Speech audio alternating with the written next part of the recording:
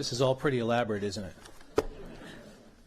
Well, good morning. My name is Tom Gilligan. I'm the director of the Hoover Institution. It's my great pleasure to welcome you all to listen to a message from our chief diplomat in the United States. I especially want to thank the students for being here, our future policymakers, for taking time to join us in this important dialogue. For those of you who aren't familiar with the Hoover Institution, we're a research center dedicated to generating policy ideas that promote economic prosperity, national security, and democratic governance. Throughout our nearly 100-year history, our work has directly led to policies that have produced greater freedom, democracy, and opportunity in the United States and around the world. The Hoover Institution and Stanford University have long served as conveners of policy discussions promoting a platform for civil discourse, and I'm pleased that so many of you took the time today to be here to engage in thoughtful conversation on some of our country's most pressing foreign policy issues. I've always known I work at a very special place because where else could you say that we have a Secretary of State's Club? Our 60th and 66th Secretaries of State, George Shultz and Condoleezza Rice, are Hoover Fellows, and Condi is going to moderate our Q&A session today. Thank you, Condi, for doing that. And our guest today, of course, may soon join our club. He's a Southern California native, so stay tuned. We'll see how that goes. Our guest today graduated first in his class from the United States Military Academy at West Point and served as a cavalry officer patrolling the Iron Curtain before the fall of the Berlin Wall. He also served with the 2nd Squadron, 7th Cavalry in the United States United States Army's 4th Infantry Division. After leaving active duty, he graduated from the Harvard Law School, having been an editor on the Harvard Law Review. He founded Thayer Aerospace, where he served as a CEO for more than a decade and later became president of Century International.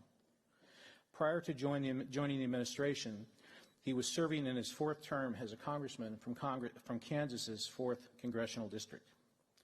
From January of 2017 to April of 2018, he served as director of the Central Intelligence Agency.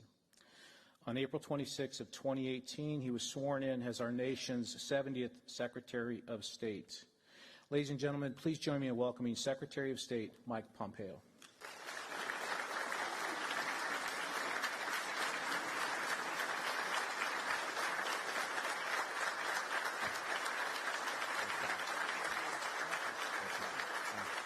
Thanks, everyone. Thank you all. Good to see you. Everybody having a good day? It's hard to be unhappy when the weather's this great. I vaguely remember from my time growing up in Southern California, every day was like this. I'm also mindful, Tom, thanks for the kind introduction. I'm also mindful when I get introduced as the 70th Secretary of State, that President Trump is the 45th president, so there's a lot more turnover in my gig. I want to recognize a few special people. Secretary Rice, I know, is with us. Tom, thank you for being here. My former colleague and dear friend, General McMaster, is with us too. It's always great to get back here and be with you in California. You have this incredible privilege to study at this remarkable institution. One of your early graduates was a great American, for which this institution, the Hoover Institution, was named. He deserves our praise for revering America in all of its exceptional splendor. He went from being an orphan in Iowa to the President of the United States. He was a brilliant mining engineer. I graduated as an engineer myself. He traveled the world from Australia to China and earned a fortune through his own hard work. When the First World War broke out, he used his talent to coordinate the effort of tens of thousands of Americans stranded in Europe and help them get back to America. His success there led him to spearhead the effort to save Europe from starvation, both during and after World War I. He embodied everything in the American humanitarian efforts that we kept at and keep at for decades. In 1948, at the age of 74, he spoke at his birthplace on what America had given to him as a poor orphan boy. He said, quote, "I have had every honor to which any man could aspire. There's no place on the whole earth except in America where all of the sons of man can have this chance in life." I feel that way often myself. America is a truly special place. And I want to talk about the actions of just these past handful of days and weeks, about the things that our administration has done to try and keep America safe and to protect each and every one of you. On the 3rd of this month, we took one of the world's deadliest terrorists off the battlefield for good. Many of you are probably aware of the millions of displaced persons and those who have been killed in Syria, numbering in the hundreds of thousands, the starvation and cholera epidemics in Yemen, Shiite militias destabilizing democracies in both Lebanon and Iraq along the Shia crescent, the Iranian regime and its proxies under the direct supervision of Qasem Soleimani have nurtured all of that misery. That's why thousands of Iraqis took to the streets to celebrate when they heard Soleimani was dead. Many more would have undoubtedly joined them, but for the fear that the remaining Iranian-backed thugs, many of which were at the gates of the American embassy in the days before, would have beaten them or jailed them or killed them. Right now, you can see it. The Iranian people are in the streets. They are likewise there in astounding numbers in spite of enormous personal risk to themselves. They're burning posters and billboards with Soleimani's face on them and chanting Soleimani is a murderer. They know he was one of the key architects of their oppression. And the United States is with them in their calls for freedom and justice, in their justified anger at the Ayatollah and his minions, and what they have destroyed inside of the Islamic Republic of Iran. I want to repeat, President Trump's insistence that Iran not harm a single protester. I hope everyone will do the same. We've called on our allies across the world and the region to repeat this to them. There's no terrorist except Osama bin Laden who has more American blood on his hands than did Qasem Soleimani. They killed more than 600 of our American patriots. I knew some of these young men. He's the mastermind of the most recent attacks against U.S. forces in Iraq, including the mastermind of the attack that took place that killed an American on December 27th of the year past. He ordered the December 31st assault on the embassy, the people that work for the United States Department of State in Baghdad, and I can assure you that the world's safer as a result of the fact that he no longer poses that very risk. But I want to lay this out in context of what we've been trying to do. There's a bigger strategy to this. President Trump and those of us in his national security team are reestablishing deterrence, real deterrence, against the Islamic Republic.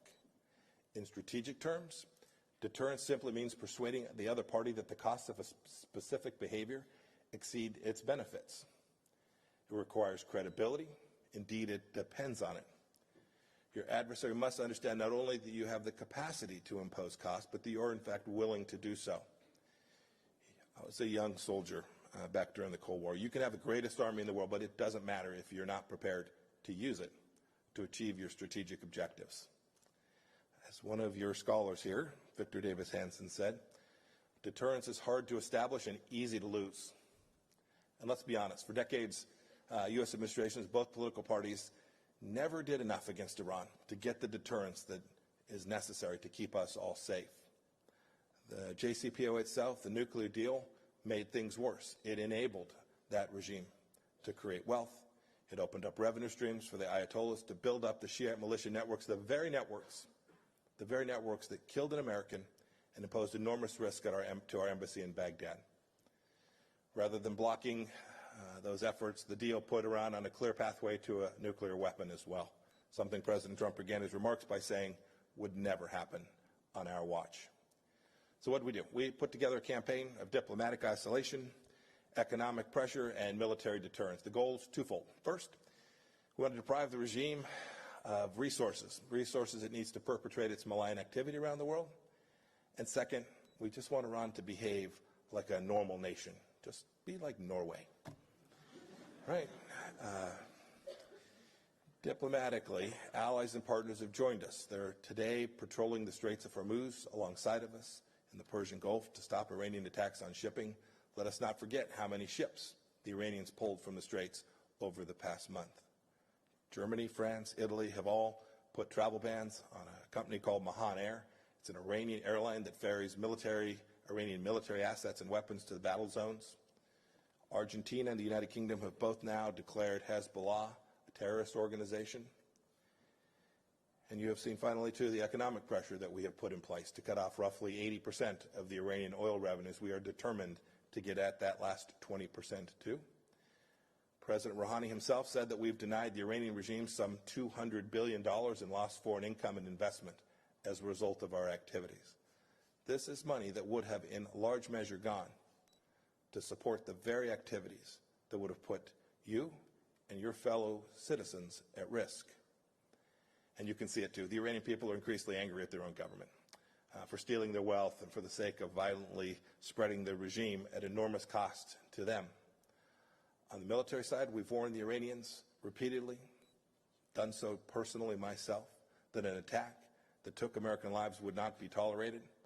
And they tested us, as they had tested previous administrations as well many times before. Past laxity had emboldened them. But on December 27th, at Soleimani's direction, we changed that. On the 31st, Iranian-backed militias attacked our embassy in Baghdad, and we changed that calculus for them. The chairman of the Joint Chiefs of Staff said it perhaps best. Had we not taken that strike against Qasem Soleimani, our leadership, the recommendation that we made to President Trump, we would have been culpably negligent had we not made that recommendation. Imposed a significant cost on the regime for their bad decision. Qasem Soleimani discovered our resolve to defend American lives. And Iran hit back. We're grateful that no lives were lost, and we will never downplay the seriousness of any attack on the United States or its forces. But judging from the type and intensity of the strike, the regime certainly must now understand what we will do if they ever again pose risk to American lives. If Iran escalates, we will end it on our terms. President Trump reinforced that deterrence when he gave a set of remarks this past week. And these days, Iran is making noise about leaving the nuclear deal. There's a reason that the President had as his first words in those remarks to the nation that said, quote, "As long as I am President of the United States, Iran will never be allowed to have a nuclear weapon." That declaration is backed by the most effective deterrence capability in the world, and our sanctions will continue until the regime stops its terrorist activity and commits to never having nuclear weapons and permits a verification regime which can give the world confidence that that will not take place. We now enjoy a great position of strength regarding Iran. It's as good as it has ever been, and Iran has never been in the place that it is today. We have reestablished deterrence, but we know it's not everlasting, that risk remains. We are determined not to lose that deterrence. In all cases, we have to do this. We have to do this to defend freedom and liberty around the world. That's the whole point of President Trump's work, to make our military the strongest it's ever been. We saw, not just in Iran, but in other places too, where American deterrence was weak. We watched Russia's 2014 occupation of the Crimea and support for aggression against Ukraine because deterrence had been undermined. We've resumed lethal support for the Ukrainian military. China's island building, too, in the South China Sea, and its brazen attempts to coerce American allies undermined deterrence. The Trump administration has ramped up naval exercises in the South China Sea, alongside our allies and friends and partners throughout the region. You saw, too, Russia ignored a treaty. We withdrew from the INF with unanimous support of our NATO allies because there was only one party complying with a two-party agreement. We think this, again, restores credibility and deterrence to protect America. It doesn't happen alone. It's why the President has insisted that NATO members do their part, share their burden. Some $400 billion by the end of 2024 will be added to the NATO arsenal to protect freedom around the world as a direct result of America's efforts to encourage our partners to reinforce what it is we're all trying to accomplish together. For years, too, China has restricted access for American products in its markets while demanding access for their stuff here. I was a small business owner. I had a small office that was in Shanghai. We've made clear that we're going to have a fair reciprocal trading arrangement with China. We'll demand it. I hope here in the next handful of hours we sign the first part of what will be a significant agreement which will improve the lives of American citizens, raise wages for citizens here at home, and increase the economic relationship between our two countries on a set of terms that work for both China and for the United States. There is a second mission, too. China has stolen massive quantities of American innovation. Innovation created at campuses right like this one I'm standing on. Everything from genetically engineered crop seeds to self-driving car technology. They stole it. They didn't have to invest or take risk. We're making progress to make sure that the next part of the deal will improve on the IP protections that are in phase one of the Chinese trade deal. I'll end here because I want to take as many questions from you as I can. Look, we don't know how the Iranian regime will react as we continue to rebuild deterrence. If we make the right choice and return to a place where we have mutual respect between us, it will be a good thing for the world. We hope that the Islamic Republic of Iran's leadership shares our view, and we hope that we can achieve that for the betterment of security here at home and for stability in the Middle East and throughout the world. Thank you all for having me here today. I look forward to taking questions from you.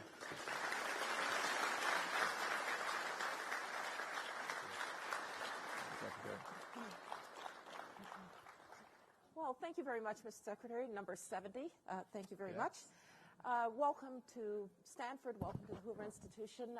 I want the really important and difficult questions to come from the students, but I'm going to take the moment just to ask you one, which is that many of these students are students of international politics, and they have studied precepts developed by a person who was actually a faculty member here, a man named Alexander George. It was called coercive diplomacy. And the idea was that you do set deterrence, and you set the terms of what's not acceptable, but then you open pathways for diplomacy. So can you talk a little bit, as the chief diplomat, about how you think now about trying to open pathways for diplomacy now that we've set the table in the way that we have? Yeah, so I can certainly talk about that, but it didn't begin with these last few days, this effort at diplomacy, and it's not even just with Iran. I could speak about that in the challenges that we have in Venezuela today, the challenges that we confront in other parts of the world. In every case, we have endeavored to make this first a diplomatic outcome. It is always best to resolve these things through a set of conversations where people express the reality. One of the risks, and you would know this, one of the risks is that you go have a meeting and you just sit and lie to each other, right? You say nice things, you have a conversation that's polite, and you go back and you bang heads again. We've tried to just be candid. We've said, hey, look, the deals that we had with China for an awful long time, it's on us. We allowed this to take place, no more. Here's how we're going to think about our commercial relationship between our two countries. We think that's helped get us to a better place with Iran, too. There's lots of talk that says, well, there's no communication. That's not true. I think the Iranians clearly understood, long before these past few weeks, how we're thinking about the strategic relationship and Iran's place in the Middle East. We want them to be safe and secure. We want a prosperous Iranian people. But there's certain things you simply cannot do, including develop their nuclear weapon systems. In each place, it's the case that we have first delivered American expectations about how we think they can fit into what works for the United States of America, and we've done that through diplomacy. And then, to your point, when that fails, when they move past a boundary that you've set, it requires you to respond to that in a way that convinces them that you actually meant what you said. Okay, thank you. All right, over to students here. I see right here in the middle in the blue shirt, and they will get a microphone to you. And if you can identify yourself and what you're studying. Hi, I'm Bryce Tuttle. I'm a political science major. Sorry. So you start your remarks talking about supporting the protesters who are fighting for, hopefully, democracy in Iran. What is your administration doing to fight for the people who are also fighting for democracy in Hong Kong? Yeah.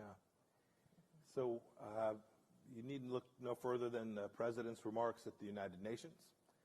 The remarks that I've made, repeated, and other senior American officials as well. There's a much longer conversation to be had about China, but with respect to Hong Kong in particular, our policy has been simply this. The Chinese government made a commitment to Hong Kong. That commitment still exists. It sits at the UN as well.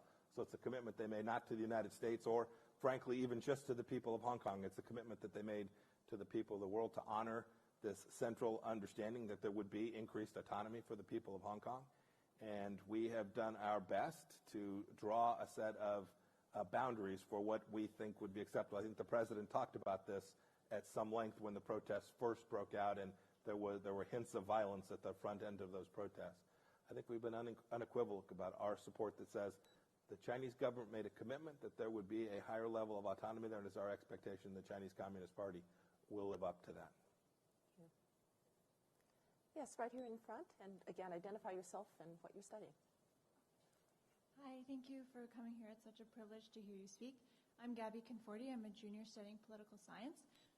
Last week I was reading an article on the death of Soleimani, which stated, in death he may have achieved what he never could have in life, which is forcing the Americans out of Iraq. Can you please comment on the future plans for American soldiers and contractors stationed in Iraq? Thank you. Thanks. Yes, I've seen that mantra repeated. I've also seen the mantra repeated that says that the strike that we took would unite the Iranian people around the flagpole. I will let history reflect whether that turns out to ultimately be true. I think the Iranian people's hearts beat for freedom, and I'm not naive. The Basij and the Iranian thugs will do everything they can to beat these protests back. We saw tear gas. There were reports of violence even past that yesterday. I understand the challenge that is presented both to the Iranians and to the Iraqis who are looking for a sovereign, independent nation. And so our view is this. We want to work with all of the various sectarian interests in Iraq. We've been doing this before. We will continue to do this. How ultimately our force posture will be resolved inside of Iraq, we will work along the duly elected leaders in Iraq to get to the right place. But I've probably had 50 phone calls with various Iraqis over just these past 10 days. Sunni leaders, Kurdish leaders, Shia leaders from a broad spectrum of the Shia community as well. They won't all say so publicly, but privately they all welcome the fact that America is still there executing its counter-terror campaign, making sure that Daesh, ISIS doesn't re-emerge in theater, and providing an opportunity for the Iraqis to gain the sovereignty and independence that most Iraqis want. We hope that there will be a day when they can move past the sectarian strife that has plagued them since you were the Secretary of State, and even before that. It is not an easy solution, but we're committed to seeing that through. I'll caveat it by this. I have been fully supportive of President Trump's effort to reduce the American footprint throughout the region. There's enormous risk to American lives. As we sit here today, within the last 48 hours, there were strikes at Palo Alto Air Force Base by the Shia militias formerly under the control of Qasem Soleimani. That risk is not behind us. And so to the extent we can use less American treasure and put fewer American lives at risk, we ought to do that. We ought to make sure we understand precisely what America's interests are. We should preserve those. And I think we can achieve both of these goals. Reduce our footprint, reduce our risk, while still achieving the American objectives in the region, including in Iraq. Yes, right here, and then you'll be next. And then I'm going to look to this side. So put your hands up if you've got a question. Hi, thank you so much for coming. My name is John. I'm a senior studying economics. One huge fan as well, but one thing I wanted to sort of ask about was back in April of 2019, there were plans to label the Muslim Brotherhood as a terrorist organization. Back in 2015, you sponsored the Muslim Brotherhood Terrorist Designation Act. I vividly remember this. Yes, I'm reminded. And so, one thing I was just curious about is, there was a big media, flare up over that back in April, but then we kind of never heard the follow up on that. So I was just wondering, to the extent you can, if you could comment on where the status of that is currently, and if it's an ongoing effort. Yeah. I appreciate the question. I always, full disclosure, I was one of, I think, 8 members of Congress who sponsored legislation asking the previous administration to designate the Muslim Brotherhood broadly as a terrorist organization. The administration is still looking at this, trying to evaluate it, trying to make sure that we get it right. It's perhaps a bit more nuanced than I appreciated as a member of Congress from Kansas. It's always more nuanced when you're Secretary of State. That is a very. I'm mindful. All my old friends always, throw bombs, and I welcome that, but remind them it's a complicated world. So we're still trying to figure out how to get that right. There are undoubtedly elements of the Muslim Brotherhood that are properly designated as terrorists.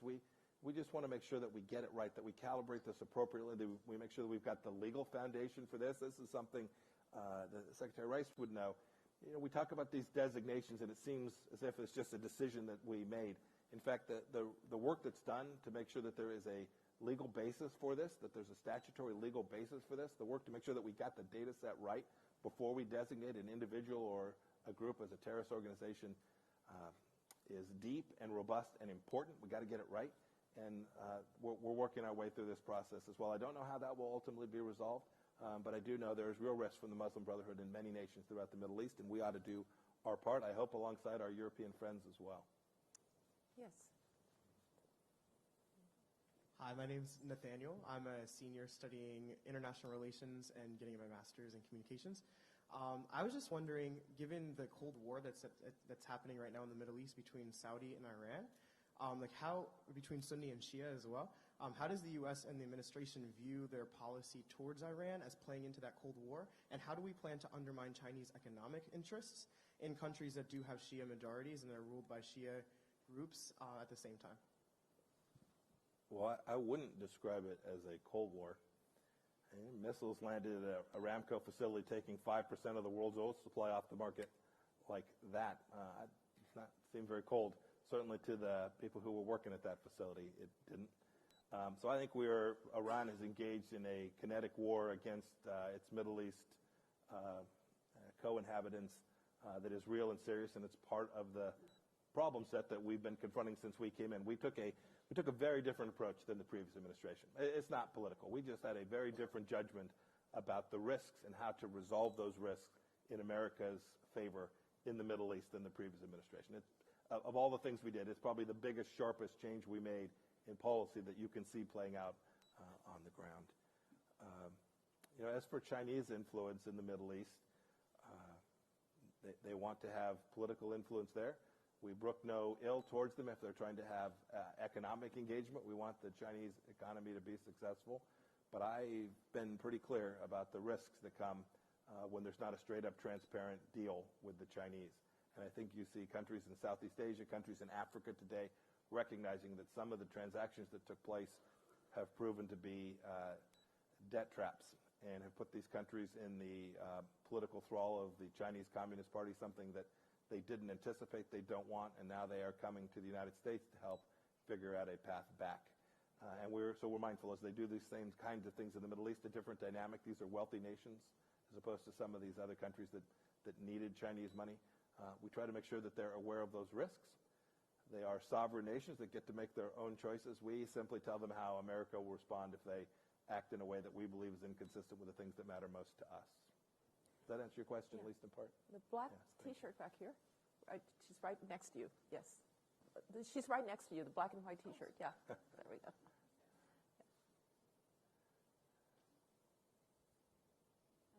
Hi, my name is Anat Peled. I'm a senior studying history. Good morning. And I served in Israeli intelligence. So I'm struck by the... I'm not sure I'm allowed to talk to you. I got to figure this out. So you spoke about an imminent threat that was thwarted, but I'm struck by the fact that Americans have little faith in the intelligence agencies, especially since the Iraq War. Why should the American people trust the intelligence about an imminent threat, especially in light of the president's own distrust for the agencies? Yeah. So I'll just give you my personal analysis on that. It is certainly that, having had the privilege to serve as the director of the Central Intelligence Agency for a year and a half, the first year and a half of this administration. I watched these professionals do their level best to get it right every day. Not that intelligence community makes mistakes all the time, right? Happens.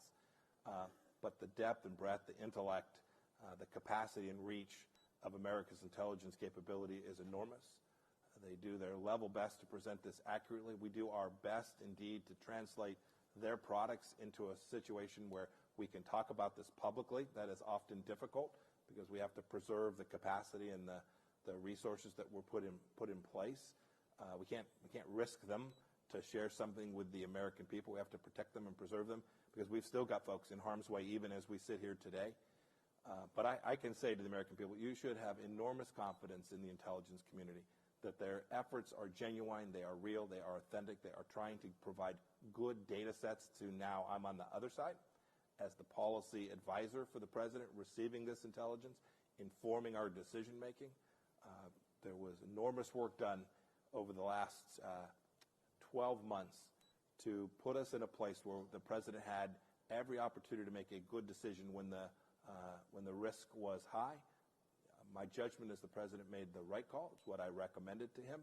There was, in fact, a set of imminent attacks that were being plotted by Qasem Soleimani. It was unmistakable. I mean, you heard the chairman of the Joint Chiefs of Staff say, if we hadn't done this, we would have been negligent. This is not a political actor. This is the chairman of the Joint Chiefs of Staff, General Milley. The intelligence community said the same thing. It was their view that the risks were real and growing, and that the actions that we took that day reduced that risk. It never eliminates it, but it reduced that risk. And I hope the American people can see our intelligence professionals for what they truly are. I know that I certainly do. One final question right here. Thank you so much. Jenny Tangeman, I'm a second-year MBA student. I would just love to hear more what's being done on the diplomatic front so that we are able to reduce our military presence in the Middle East in the future. Yeah. So there's, where to begin? Lots of work. I spoke, I think, with nearly all of my Middle East ambassadors on Saturday morning. I spoke with Ambassador Abizaid in Saudi Arabia. I spoke with my Ambassador Richardson in Lebanon. I spoke with Ambassador Satterfield in Turkey. I spoke with our ambassador in Bahrain. We are working diligently to build out a set of understandings that take down risk. You will continue to see our efforts that relate to the conflict between the Israelis and the Palestinians. That hasn't drawn much attention lately.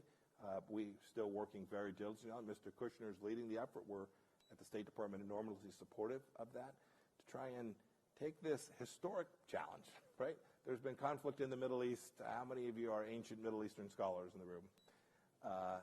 There's nothing new about this, but we're trying to create the conditions. And we've had some success. I'll give you examples. Back in May of last year, we held an event in Warsaw. The first time that you had Gulf states, Arabs sitting with the Israelis, all identifying the identical risk to the region.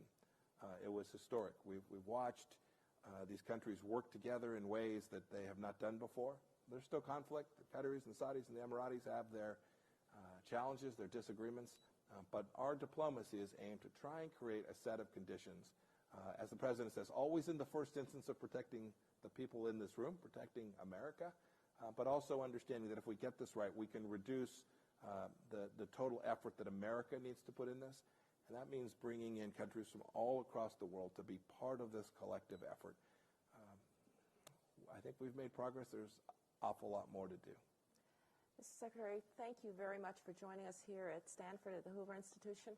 I want you to know that we know how difficult these jobs are.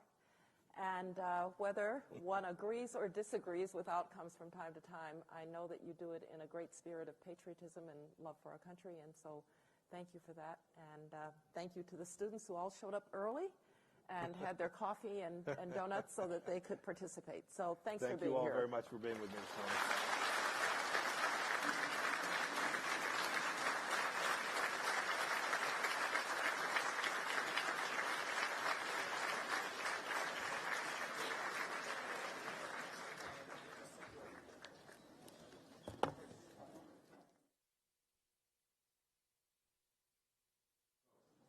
Thank you for coming today.